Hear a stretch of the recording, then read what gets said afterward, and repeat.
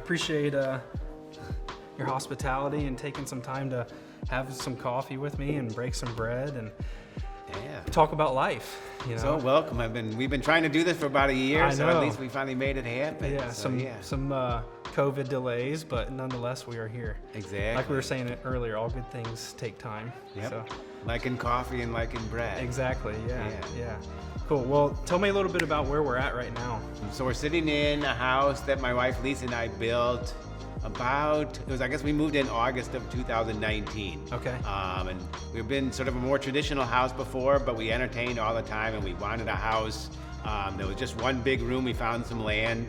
And a guy I grew up with in high school was an architect and a builder, so we started building this house. And the funny thing is, and then COVID hit, 6 months later or something, so we haven't really entertained the way we wanted, but the house is just perfect for us. Yeah. We hold bread workshops, or did before COVID, so we designed the kitchen so that we could teach people to bake bread and have people over to entertain. Yeah, I feel like I'm in a bakery, but I definitely feel home too. Yeah, thank you. Yeah, so you guys did a phenomenal job for sure. So we tried really hard to make it, homey. It's supposed to be just casual, relaxed, just want to come in and sit down and eat food, drink coffee, whatever.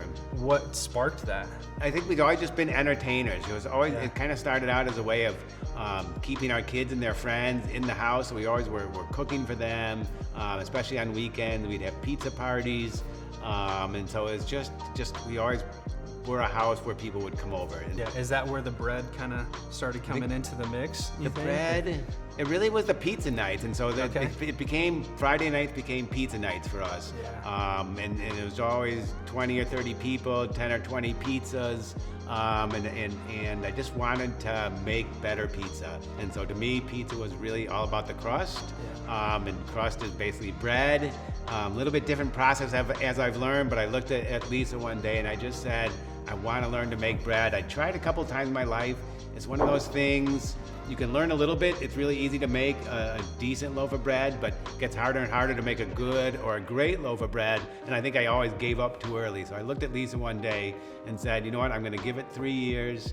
I'm going to learn to bake bread, and in the process, learn to make better pizza. And then I guess I call it like a rabbit hole. I just kind of dove in, and it's been a little over 4 years now, and I love it. Yeah. There's still so much to learn, and I still feel like a newbie. I mean, I still call myself a beginning baker, and I know I'm really not, but I haven't gotten to the point where I'd call myself even an intermediate baker yet. Yeah. So how did Challenger Breadware come into that fold? I mean, was that a thought at that time? When you bake bread, you need really good heat and you need steam, and home ovens are really designed to let steam out, right? They're designed to vent steam. And all the ways that people bake bread in home ovens were kind of like hacks. People would use deep Dutch ovens, which are really hard to use because you have to like lift your dough in, and people would be burning their hands, including myself. Yeah. You tried on pizza stones and pizza steels, and then you have to add steam to your oven. And so I broke my oven 3 times with a pizza stone or steel.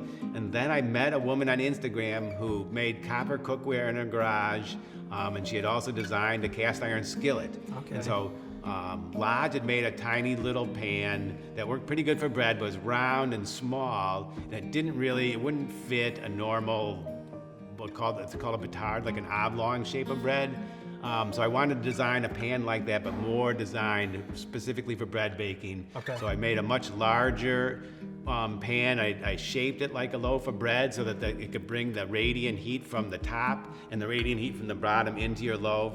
And then you had to design a really good seal, so as the bread, which was made up of flour, water, and salt, the water kind of rises out of the dough and turns into steam, and that's what creates the steam. Okay. And so it's covered, so then the steam stays inside and helps the bread rise. Okay. So we sealed it really well to hold all that steam in.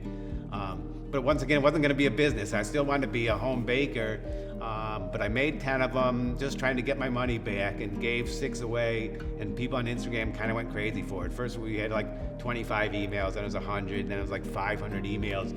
And I finally looked at Lisa one day and said, we're not going to be able to just do this in our kitchen. So we were going to season them in our backyard in a pizza oven, and it just wasn't going to happen. So now we're selling thousands of these pans to bakers all over the world. And so it's just been a lot of work, not that I expected, but you know, it's kind of turning a passion into something I love. Yeah, and you've given the ability to someone with a home oven to produce a product that they couldn't produce. Right. You solved that problem for them. You can get bakery level bread in a home yeah. oven, and it's really hard to get. So bakery ovens have automatic steam, so they add steam once you put the bread in, and there's no way to really do that in a home oven. But in this covered environment, it really helps you produce bakery level crust of bread. How has it been to kind of turn that passion of, you know, that you developed with baking bread, baking pizza dough, with just friends and family into a full-blown business now?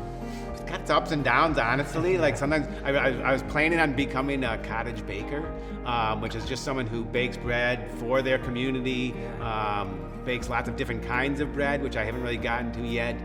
So it's kind of slowed that down a little bit. But the side of helping bakers all over the world and really meeting bakers all over the world, just kind of, it's a good balance. It's not a place I'd say we expected to be, but we love it. And we've just made friends everywhere. I think we were talking just even before we sat down here.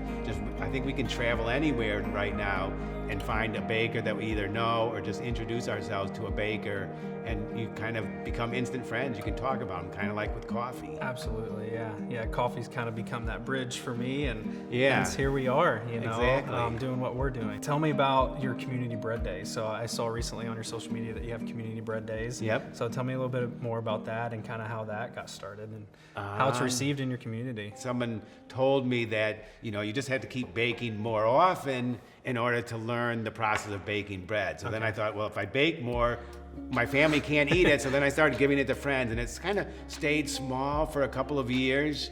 And it just kept growing. I don't remember how many we got up to, like 2 or 3 days a week, maybe. But then the pandemic hit in March of last year, and Lisa was at the grocery store one day, and she sent me a picture and said, "Jim, there's no bread in the grocery store shelves." Wow. And so we made this pact that we were gonna bake bread and give it away until the pandemic was over. We didn't quite realize the pandemic was never going to end in some sense, but for 55 days, we counted, for 55 days we made 16 loaves a day and gave them away to people in our community. We had a cooler outside our garage where we put the bread so we didn't have to interact with anybody.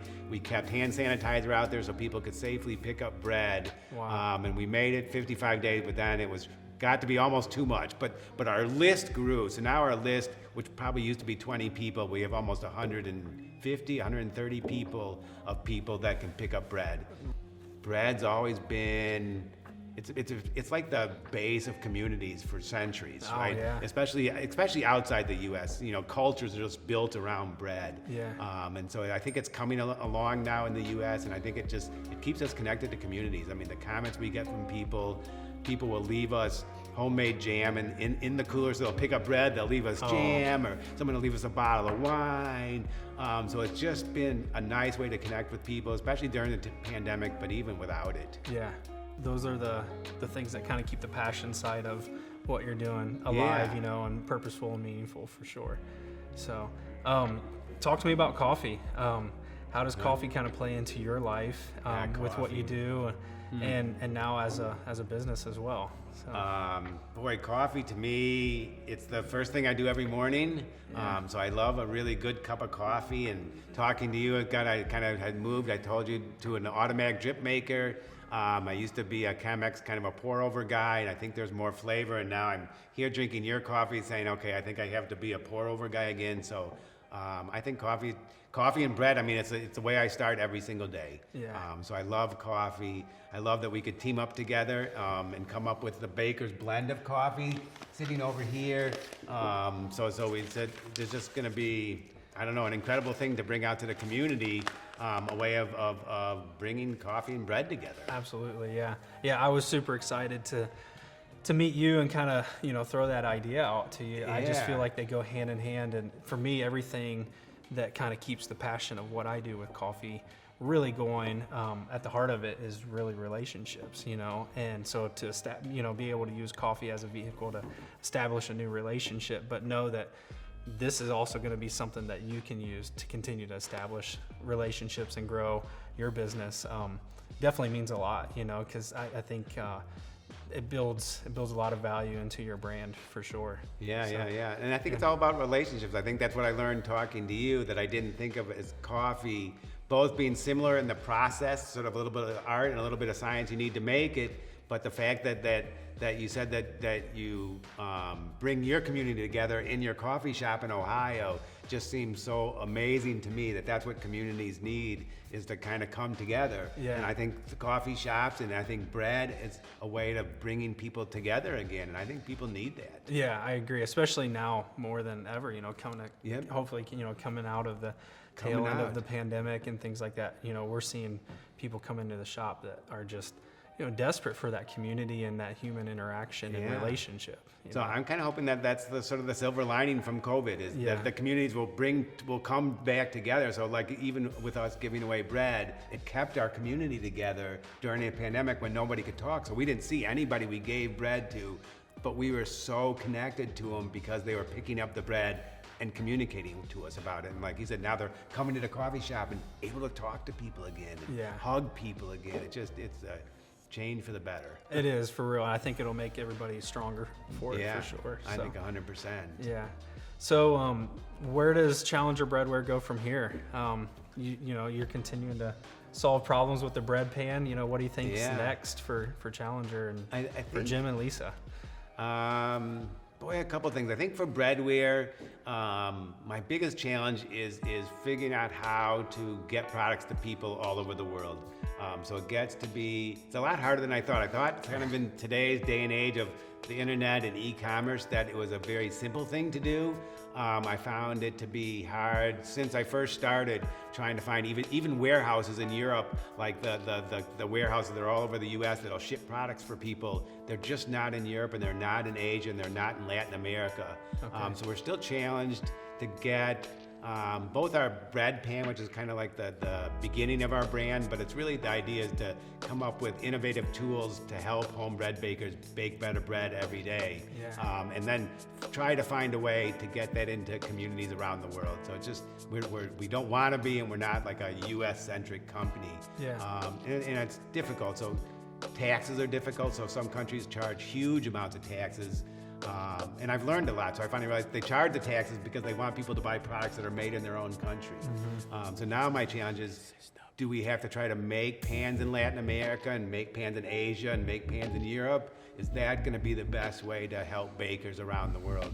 So that's kind of the business challenge. And I think for Lisa and me, you know, it's opening up our home again. I guess that's the big part for us, is being able to travel again and meet people. We're feeling like ourselves again, like I said. So we were always surrounded by people. I mean, just day in and day out, not just on the weekends. And for a year, we haven't been. So I think we're just really, really looking forward to that. Yeah. The basics, just the basics of life, keeping it simple. Relationships. So. I mean, you said it. It's what it's all about. It just doesn't matter how much you work or what you do. It's like if you don't have the relationships, I don't think you're going to be as happy. And for us, the relationships and people are just everything. Yeah, I agree. Yeah. Very cool. Super cool. Well, again, thank you for sitting down and taking the time to, you know, share a little bit of your story and your journey, and you know, inviting us into your home. I'm very grateful and honored to be here, for sure. So you're so welcome. I'm glad we got to do it. It's so great to meet you and talk about coffee and learn more about coffee. It could be that coffee has become a new rabbit hole for me, probably one I've been wanting to kind of jump into, kind of like learning to bake bread. You said there's a lot to making coffee that's experimentation, so it's a lot like the process of learning bread. So I guess that is talk about a next step for Lisa and me. I think that may be a next step for us. Cool. Well, we'll tell everybody to stay tuned for volume 2 of the Challenger Roast Ritual Edition then. All right, let's do it. Cool. Well, let's definitely break some bread, because we've been drinking a lot of coffee today. So let's eat some bread and kind of absorb some of that caffeine. So perfect. Jim, thank you very much. I appreciate it. Yeah, thank you, Trent. This has been awesome. Yep, you too. Look forward to round 2. All right. Hey guys. Parkour. Thanks for watching. And leave me a comment. And if you flip and like this video and you want to see more. make sure and subscribe. We'll see you next time.